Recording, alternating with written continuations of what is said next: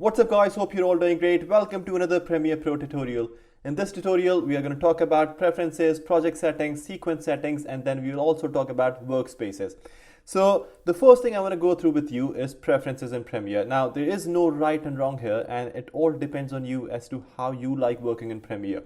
I'm just going to give you a general overview of these preferences. If you're on Mac, you can access these preferences under the Premiere Pro and then preferences. If you're on Windows, then you can find these under the edit tab.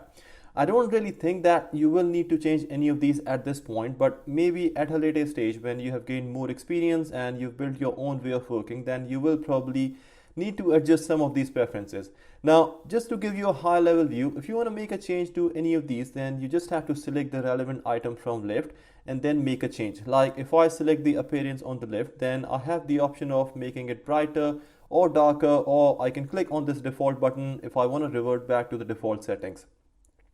Now, one thing to remember here is that if you change any of these preferences, then the changes will take place globally.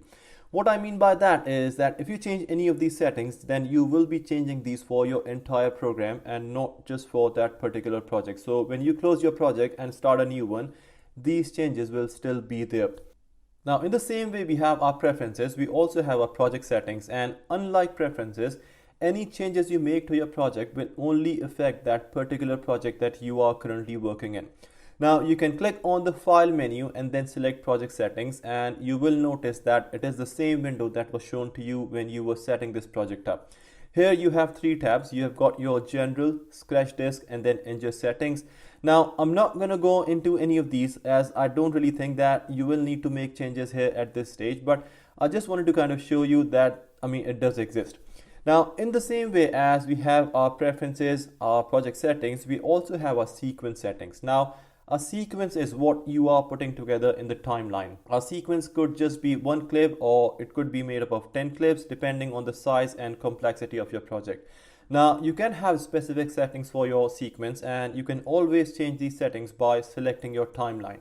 And you will note that you have selected the timeline as a blue border will appear on this area, as you can see right now. Now, once you've selected your timeline, you can click on this sequence menu at the top and then click on the sequence settings. This will open up a new window, and now you will have a chance to make changes to your sequence.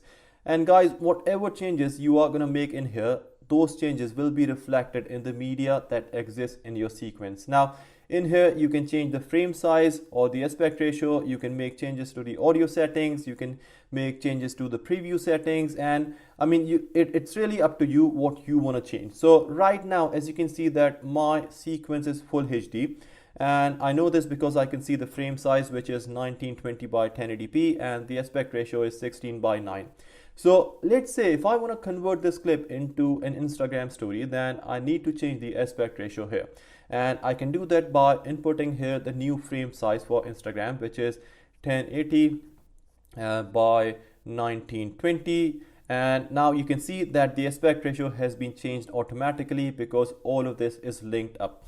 So if I now click OK on this, now you can see that the changes have been applied on my sequence, and my clip is now a 9 by 16, which is what the Instagram requires.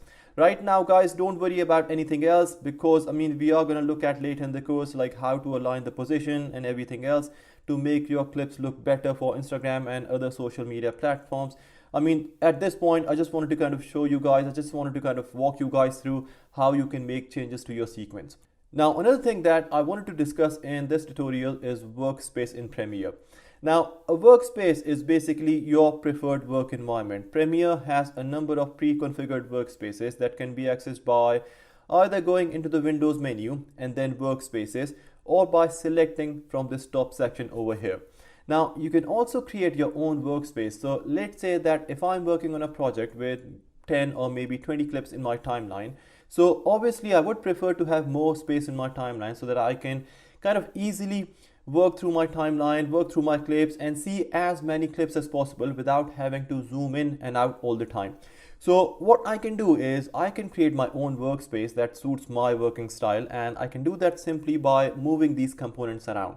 So I will first of all drag my project panel to the top like this, and it's there now. So now I'm just going to expand my program monitor, and now you can see that I have a much bigger timeline to work in, and I can save this workspace with any name that I want to by going into the Windows menu and then workspaces and then save as a new workspace. And I'm going to name this one as course. And now if I go back into my workspaces, you can see that it's now appearing here in the list of all workspaces. Now at a later point, if I want to switch back to another workspace or the default workspace, then I can do that easily by coming here again in the Windows option and then selecting a workspace of my choice. Now another thing that I just wanted to kind of quickly show you right now is that let's say that if I'm making a change to my workspace, and like right now I'm doing, and if I just mess it up completely like I've done right now, then I can always go back to the default settings, and I can do that simply by going into my Windows menu, then workspaces, and then clicking on this option.